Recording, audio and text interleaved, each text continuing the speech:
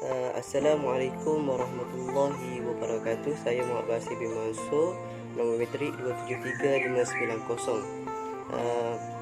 Saya dari JMJT 3124 Pembangunan Wilayah. Tajuk perbincangan saya ialah berkaitan dengan terma wilayah untuk Sabah dan Sarawak dengan wilayah persekutuan. Persoalannya, apa beza terma wilayah untuk Sabah dan Sarawak dengan wilayah persekutuan? Isu pertukaran penggunaan istilah terbabit turut menjadi tanda tanya sebagai rakyat Malaysia.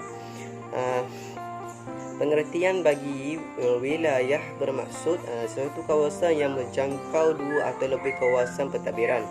Menurut Akta Perancangan Bandar dan Desa Akta 172, wilayah terdiri dari dua negeri atau lebih. Manakala masuk wilayah persekutuan pula ialah wilayah yang ditadbir secara langsung oleh Kerajaan Persekutuan Malaysia dan ditadbir di bawah perundangan Kementerian Wilayah Persekutuan. Sebagaimana yang sedia maklum, selepas majlis perasmian penutupan mesyuarat tahunan Jabatan Pertanian Sabah 2021, pada 8 April, Timbalan Ketua Menteri Datuk Seri Dr. Jeffrey Kitangan berkata, wilayah bukan sekadar satu istilah untuk membezakan Sabah dan Sarawak dengan negeri-negeri lain di Semenanjung. Beliau juga bercakap tentang pengkongsian sama taraf antara tiga entiti, iaitu Sabah, Sarawak dan Semenanjung. Secara ringkasnya, penggunaan istilah wilayah Sabah dan Sarawak ini sesuai jika ditelusuri konteks penubuhan Malaysia dahulunya menggabungkan tiga wilayah, iaitu Semenanjung, Tanah Melayu, Sabah dan Sarawak. Pengiktirafan ini sekaligus meletakkan kedudukan Sabah dan Sarawak lebih tinggi dari negeri-negeri lain.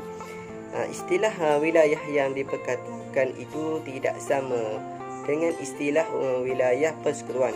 Misalnya, Labuan dahulunya sebahagian dari Sabah dah diletakkan semula sebagai wilayah persekutuan.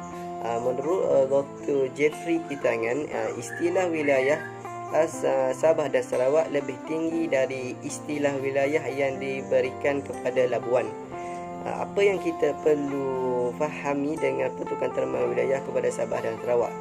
Yang pertama sekali, terma wilayah kepada Sabah dan Sarawak ialah satu istilah yang berbeza dengan negeri-negeri di Semenanjung. Yang keduanya, imbas kembali sejarah penubuhan Malaysia, Sabah dan Sarawak sememangnya sebuah wilayah. Yang ketiga, penukaran itu merujuk kepada tentang pengkongsian sama taraf dengan Semenanjung atau seluruh negeri di timur Malaysia. Yang keempat, pengiktirafan Sabah dan Sarawak sebagai wilayah tidak sama maksud dengan wilayah persekutuan Kuala Lumpur, Putrajaya dan Labuan. Dalam erti kata, wilayah persekutuan Labuan lebih rendah dari negeri, tetapi Sabah lebih tinggi dari negeri di Semenanjung dalam konteks penubuhan Malaysia. Yang kelima, wilayah persekutuan dikawal sedia Kementerian Wilayah Persekutuan dan setiap wilayah ditadbir oleh pihak berkuasa tempatan, iaitu Dewan Bandaraya Kuala Lumpur bagi Kuala Lumpur, Perbadanan Labuan bagi Labuan dan Perbadanan Putrajaya bagi Putrajaya. Secara ringkasnya, jika sahih pertukaran terma ini, Malaysia adalah sebuah negara persekutuan yang ada 11 negeri, 2 wilayah dan 3 wilayah persekutuan. Itu saja, sekian, terima kasih.